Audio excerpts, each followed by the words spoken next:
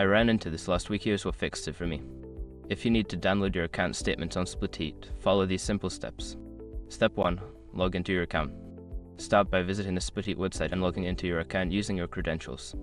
Step 2. Navigate to the account section. Once logged in, find the account or profile section, usually located in the top right corner of the homepage. Step 3. Access statement options. In the account section, look for a tab or link that says Statements or Transaction History. Click on it to view your statements. Step 4. Select the desired statement. Choose a specific statement you want to download by selecting the date range or specific month from the options provided. Step 5. Download the statement. After selecting your statement, look for a download button, usually labeled Download PDF or Export.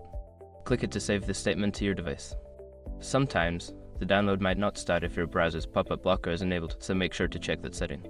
I hope this helps you get your statements easily. If you have any questions, feel free to ask.